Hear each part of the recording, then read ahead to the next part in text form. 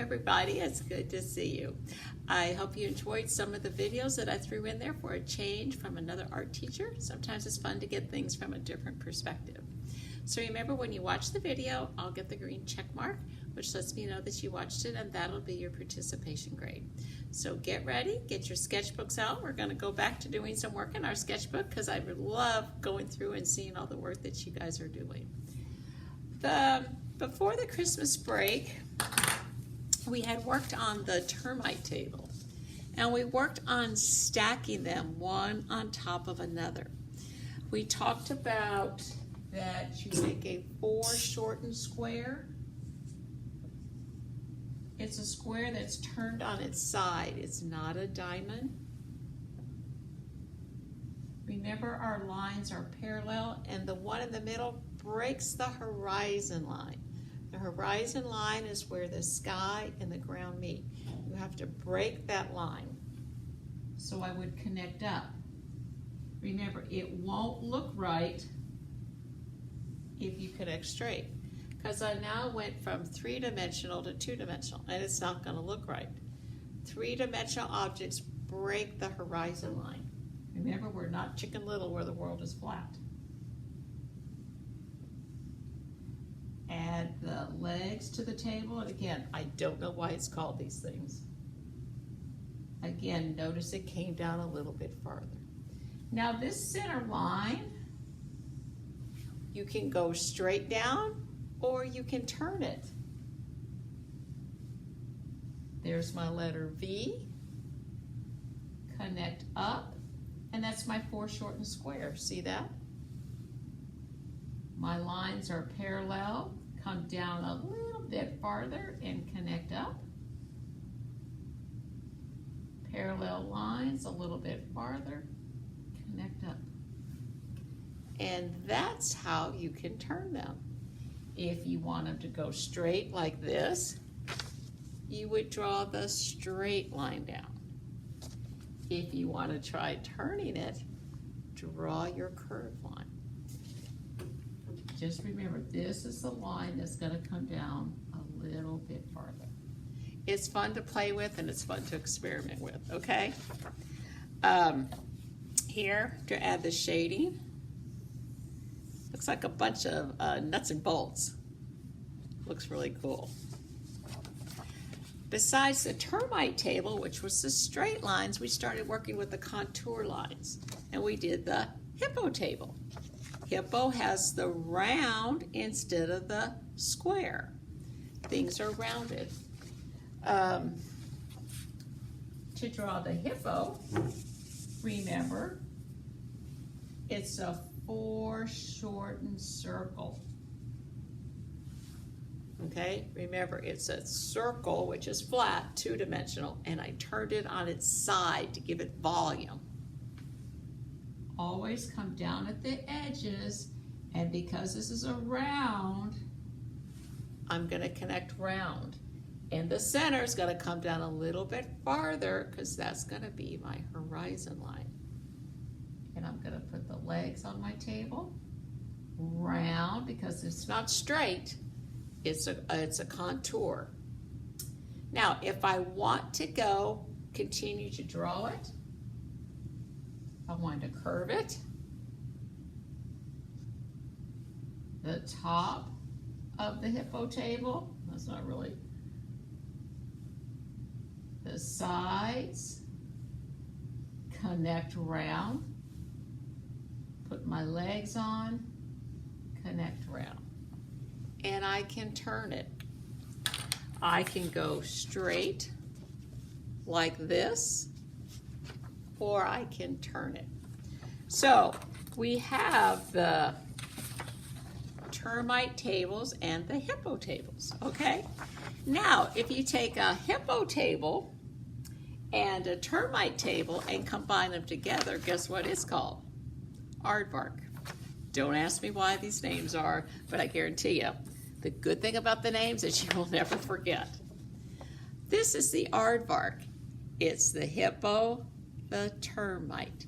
The hippo, the termite. So to do that, which is what you're going to do in your sketchbook today, And you can start with the termite. No one says it has to start with the hippo. I just start with the hippo. The hippo, my two sides, come down a little bit farther. Now put the leg on the hippo table, contour line. Now I'm going to add the termite table. Remember the letter V, because I'm making that foreshortened square, and connect up. Now add my legs, come down a little bit farther, and connect up. And put the leg, come down a little bit farther, and connect up. So, hippo, termite, the next one would be the hippo. I always like to start with the dot. It tells me where to start. Peekaboo. And get the top. And I always make sure I get the top right, because if you don't get the top right, the sides aren't going to look right. My sides. Connect.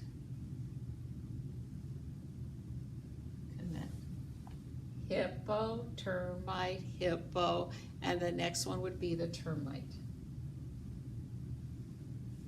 Letter V, up, my sides, the middle a little bit farther, up, and the legs. And then of course you can add the shading to it, okay? And don't forget the cast shadow at the bottom. So I want you to try the aardvark in your sketchbook. I want you to go hippo, termite, or you can go termite, hippo, but there would be 4, 2 hippos and 2 termites. Okay, let's add this to our sketchbook, and next week I'll teach you something else of combining these in our sketchbook. Okay, so our lesson for today, and you can put it if you want to in your sketchbook or on another sheet of paper.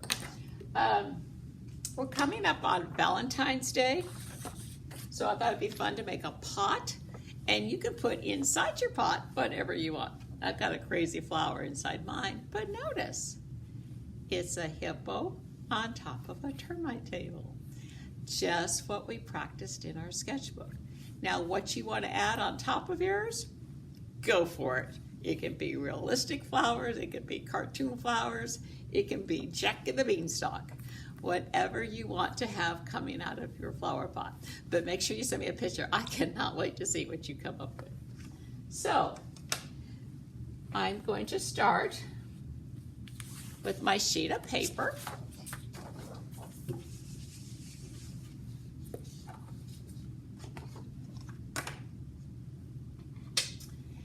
I'm going to start with the hippo. My foreshortened circle. Remember, it's not an oval. You know what? I just noticed you're not going to see that, so I'm going to draw with my black marker. And that black marker is about to run out, so let's try this one. Oh, much better. Okay. I'm going to add my 2 sides and connect. That's the top to my flower pot. Now I'm going to put a smaller circle inside to put the inside of my flower pot. Kind of like we did the spaceship. Do you remember that? Where we jumped over, where we could show the inside of our spaceship. Now the bottom of my hippo is going to be a little bit different, but it's still going to connect down in that contour line. Do you see how that's kind of like a hippo? Here's my hippo. I just changed the bottom of it and made this a little bit narrower. Okay, so by learning those basic things, you can take it and tweak it bigger, smaller, and create what you need to create, but make it 3-dimensional. Now I'm going to put my pot on top of a table. Letter V, up and connect. It's like sitting on top of a napkin right now. Remember, this comes down a little bit farther and connect. It's like sitting on top of a block, and I can add the leg to the pedestal. So I really went hippo termite, but I turned the hippo into a flower pot. Now, of course, when you add your shading, remember, there's going to be a dark side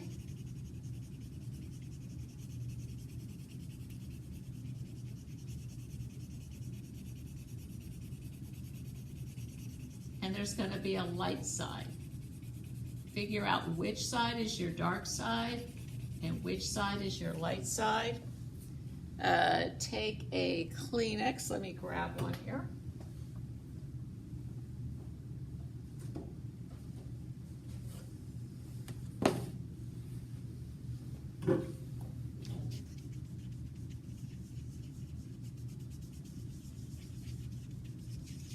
And remember, go in little tiny circles to add the shading. Now, if you have colored pencils and you want to do it with colored pencils, you can do it with colored pencils. And I'm going to put the shading on my table.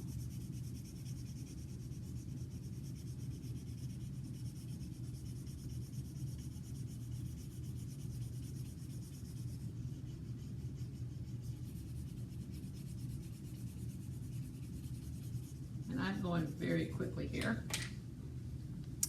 Take my Kleenex. Blend it together, little tiny circles.